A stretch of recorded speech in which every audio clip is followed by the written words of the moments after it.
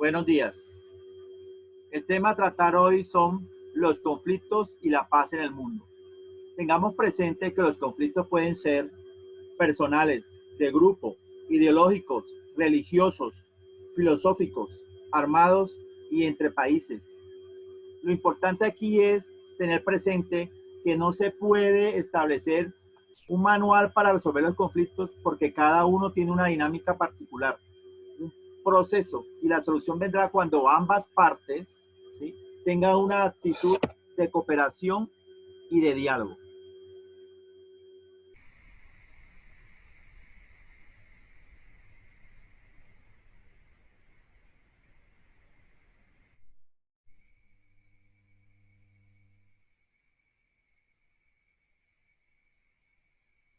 ¿Qué es un conflicto?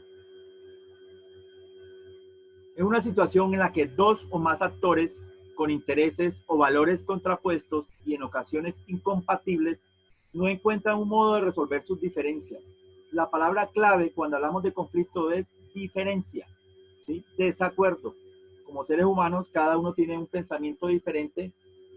Por lo mismo, ese pensar diferente es lo que ocasiona los conflictos, que pueden ser positivos o pueden ser negativos. Podemos encontrar conflictos entre individuos, entre organizaciones o dentro de una organización y entre grupos o comunidades, ¿sí? Ese paso al enfrentamiento se da cuando está planteada la diferencia del pensamiento o de la situación que genera el conflicto. ¿A qué da paso? A que cada uno trate de neutralizar, dañar o eliminar al otro para lograr sus objetivos. No todos los conflictos son violentos. ¿Cómo se clasifican los conflictos? Por los motivos, por el número de víctimas mortales y por las partes enfrentadas. Aquí hay una imagen donde encontramos individuos en conflicto en una oficina y entre un grupo de personas.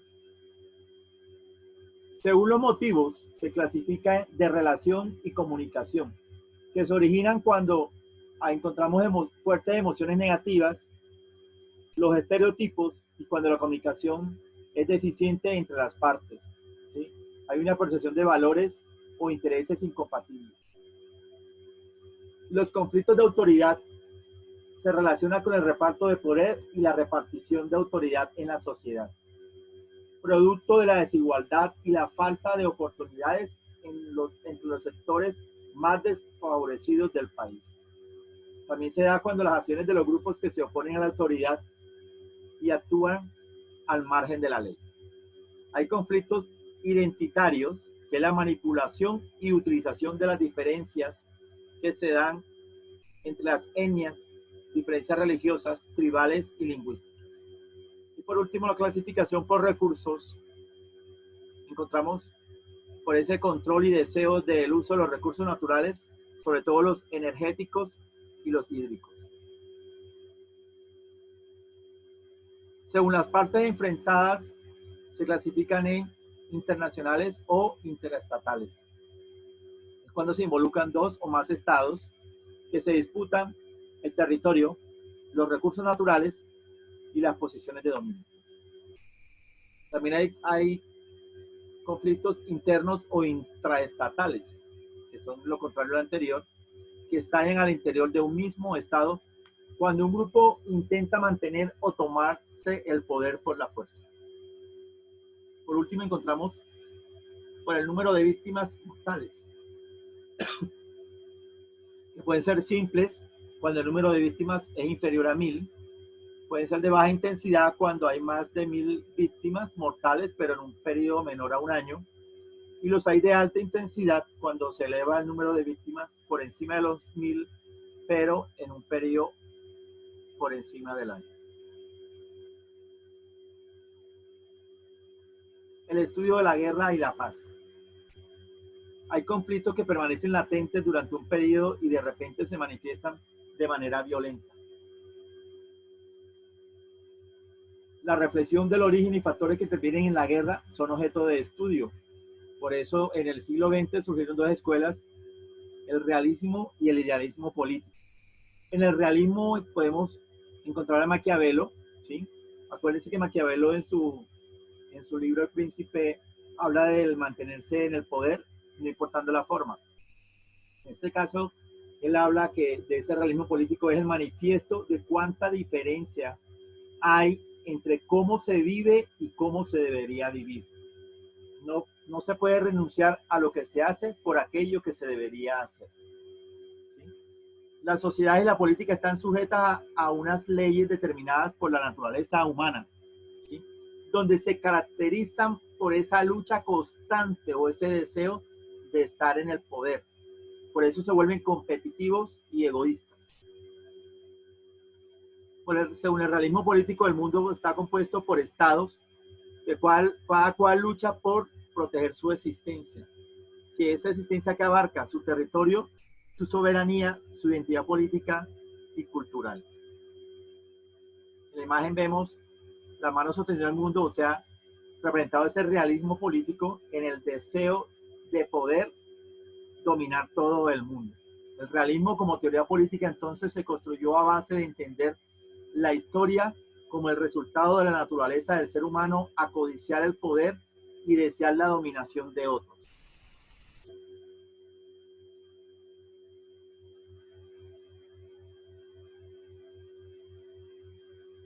El idealismo político sería todo lo contrario, porque se parte de la idea que las personas tienen una naturaleza altruista, ¿sí? Donde son capaces de colaborarse mutuamente y llegar siempre a acuerdos. Motivo por el cual el comportamiento dañino es el resultado de ¿qué? De la ausencia de instituciones y de acuerdos, ¿sí? No de la naturaleza humana. La guerra la podemos evitar por las instituciones internacionales. ¿Sí?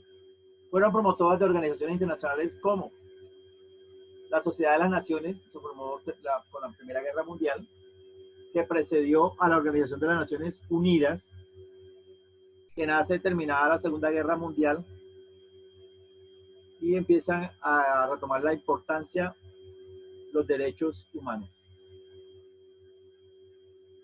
En la imagen podemos ver 5 tareas básicas que cumple la ONU, como son los eventos internacionales, el control de armas y del desarme, mantenimiento de la paz, los derechos humanos y la asistencia humanitaria.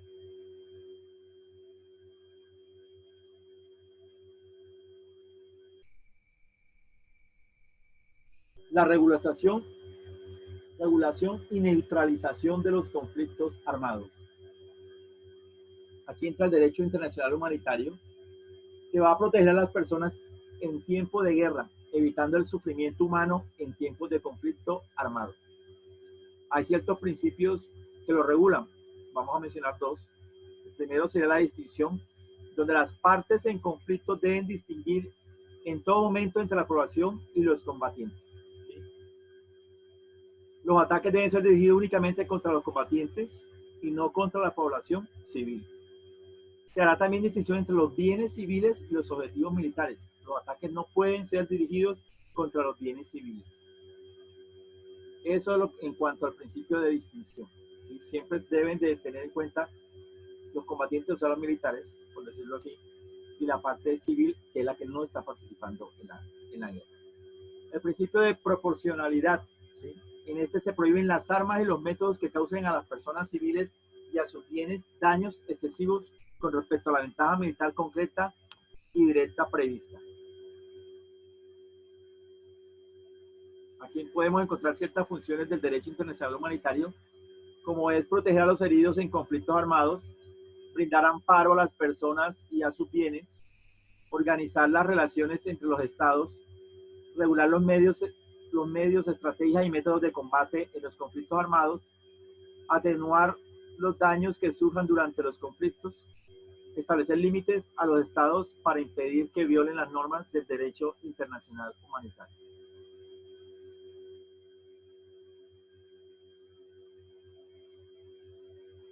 Tenemos, por último, la resolución de conflictos. ¿Sí? La negociación es el mecanismo de manera pacífica que requiere saber escuchar, saber comunicar las ideas, tener capacidad de análisis, ser asertivo y ser sensible a las necesidades y sentimientos del otro. ¿Sí? Los conflictos pueden ser violentos o no violentos, pero pueden ser neutralizados por los canales de comunicación, por los mecanismos de concertación, por la intervención de mediadores, ¿sí? Y la participación de la comunidad civil. Hay ciertos principios, ¿sí?, que nos pueden ayudar a resolver conflictos. De pronto es tipo de conflictos personales o de grupo, porque ya en los conflictos entre estados ya se busca un mediador entre ellos, pero en un conflicto personal nosotros podemos tener en cuenta lo siguiente: no hagas como que el problema no existe, afróntalo e intenta resolverlo. Hay que ser crítico y analizar las fallas mías y las fallas de la otra persona. Hay que tratar a la otra persona con respeto y educación. Hay que explicar tus opiniones y establecer un punto de unión. Hay que ser empático con la otra parte y entender su postura. Sí, hay que ponerse en los zapatos de la otra persona. Hay que evitar la confrontación. Hay que mejorar la comunicación, la escucha activa y la asertividad.